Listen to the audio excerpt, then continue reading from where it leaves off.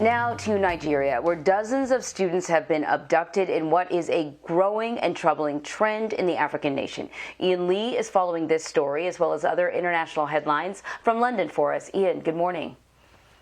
Good morning, Amory. Yeah, this attack is the third mass kidnapping in 3 weeks. The incident took place in Nigeria's northwestern region. A teacher at the school says gunmen killed a police officer before breaking through the main gate and heading straight to the classrooms. More than 80 children, most of them girls, are now missing. There was chaos after the attack as parents rushed to the school looking for their kids. Authorities are blaming armed bandits who are seeking a ransom. More than 800 Nigerian students have been kidnapped by bandits seeking ransoms since December. We now move on to China, where we have a follow-up on a gas blast that killed 25 people and destroyed several buildings. Authorities say they have detained 8 people over the incident. The explosion occurred early Sunday morning in a packed shopping district as folks were eating breakfast. More than 100 people were also injured. The suspects include the general manager of a company that owned the gas pipeline.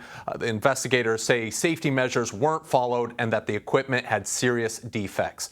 Next, we have a historic day in Canada. Prime Minister Justin Trudeau nominated the first person of color to the country's top court. Mahmoud Jamal must still be vetted by the House of Commons Justice Committee before taking his seat, but this is more of a formality. Jamal was born to an Indian family in Nairobi, Kenya in 1967 before moving to the UK and then to Canada in 1981. Many people say this is long overdue, as nearly a quarter of Canadians identify as a member of a minority group.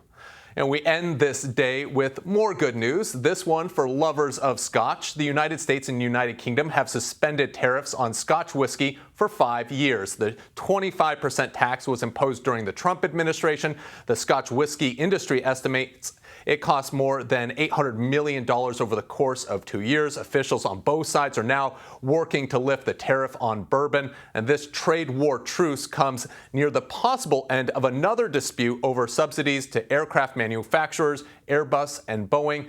Amory, the deal also helps American exporters of rum, brandy, and vodka, who will see their tariffs removed as well. And that's something both sides of the pond can raise a glass to this weekend. And in the spirit of this deal, I feel like I should join them as well.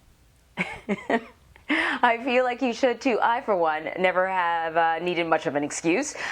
In regards to you, I believe in the spirit of the moment, you should raise a glass in a kilt, and you should do it for the gram, because I want to see pictures. Will do. All right, Ian Lee, thank you so much. Have a great weekend. You do.